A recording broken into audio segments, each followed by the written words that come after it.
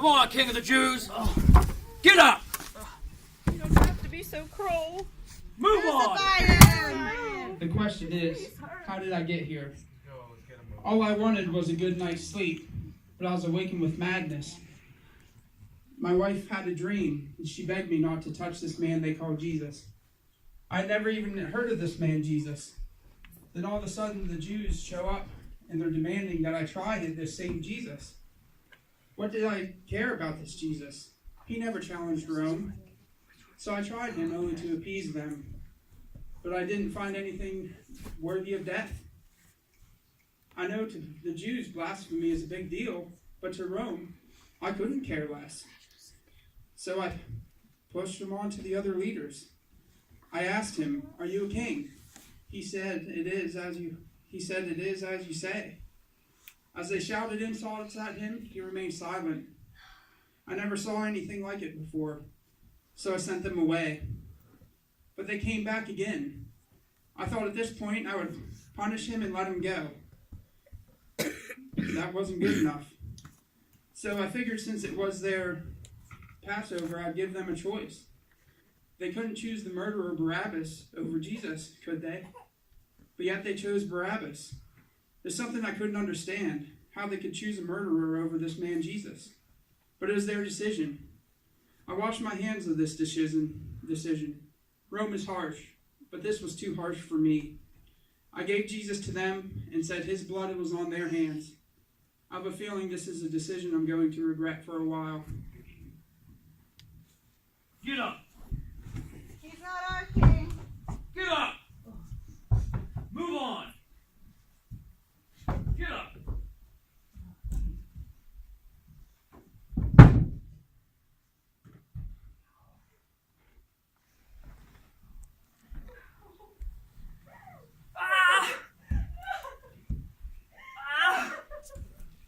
He talked about this, but I never thought it was going to happen. I even fought with him. I argued with him when he said it was going to happen. But here we are. Even worse, I let him down. I followed him for the last 3 years and listened to his counsel. And now, in his time of greatest need, I've left him. Last night, after dinner, he looked me in the eye and he told me that I was going to deny him 3 times. And I fought with him and argued with him. But I did. He was always right. And I was always wrong. 3 years ago, I was out fishing with my brother. And he came walking along the shore. And he looked at me and he said, "Follow me." And he didn't force me to do it. He didn't make me do it. But there was something about him. And the draw was immediate. So I did. I left everything. He said, "Follow me and I'll make you fishers of men." I didn't really know what that meant. But there was something in his eyes. And so I followed him. And then there was the night we were out on the boat. And Jesus wasn't with us. And he came walking on the sea. And he looked at me and he said, "Peter, come on out." And I walked out on the sea. I, Peter Bar-Jonah, walked on the water. And then there was the night we were all sitting there and he asked us, "Who do people think that he was?" And he looked me in the eye and he said, "Peter, who do you say that I am?"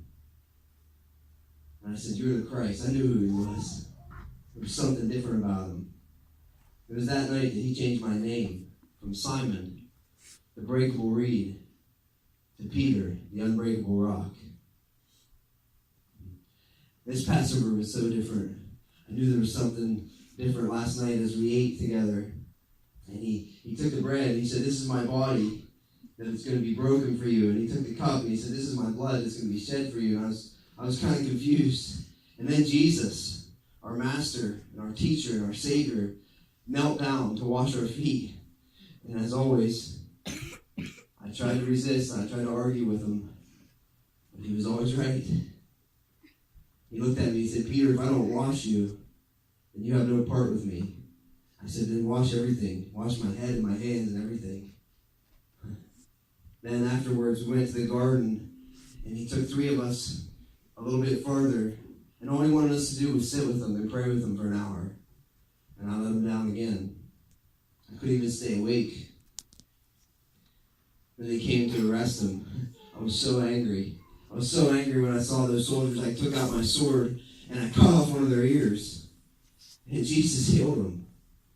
He was so good. He was so good. And now, I don't know what I'm going to do. Everything I've known for the past 3 years is all gone in a day. And I don't know what to do.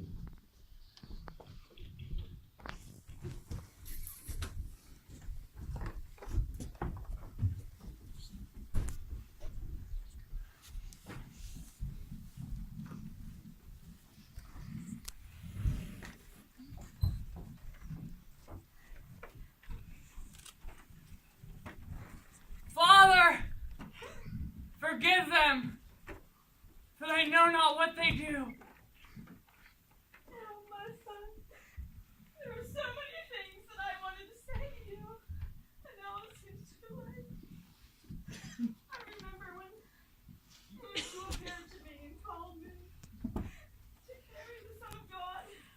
I didn't understand, and I was so confused. I was scared that Jesus wouldn't believe me, that he put me away. But God had a plan. We traveled to the Elizabeth told me that I would be called blessed among all women. I'm just not so sure now. When I look at you, I just see the baby that I held in my hand. And as we traveled, Lord, and my pain started. It was such a long way. And when we got there, there was no room for you to be born. Joseph locked over all the doors. I just needed somewhere warm and quiet. He was so upset when they gave us a stable. It didn't matter. I knew God had a plan. I was in so much pain, but nothing compared to the pain that I feel now. You were 12 years old, and you were about your father's business, and you were missing. Again, we were scared, but you were always about your father's business. Your ministry started, and you were so kind to everybody. You healed the sick. You fed everyone who needed it. You gave so many miracles. You were just so wonderful, but it drew the attention of those jealous Pharisees. And there were times when I wanted you to be so different. Did you have to promote them? When I think about it, you had to. You could have not told the truth. You had to tell the truth because I would make you a different man. I want you to be a different man. Of course not. You were the light of the world. You were the Son of God. I couldn't take it anyway. I wanted all the pain and bruises. I wanted to take the pain. And I couldn't do it no more than I could do it today. When those lashes hit your back. The same back that I washed when you were a baby. And those awful words that they said to you. The same name that I pray every day in my prayers. And the crown of thorns when they pushed that on the head. The head that I kissed goodnight. And the spikes when they went through your head. I can still feel the hands that I held when we walked together. Now here I am at your cross. Again about your father's business. And as the light goes down, I feel like the light of my life is going out. Blessed among all generations. I'm just not so sure. I'm not so sure. My son.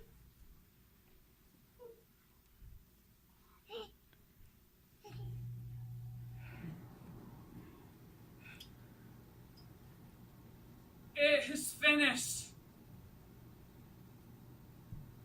I've always been the aggressive type, the pusher, the fighter, even as a young kid. Even asked my mom. When I was 16, Rome came looking for soldiers, and I signed up without hesitation. And as years went on, I progressed and moved up in the ranks, and I became the top dog. I've seen countless.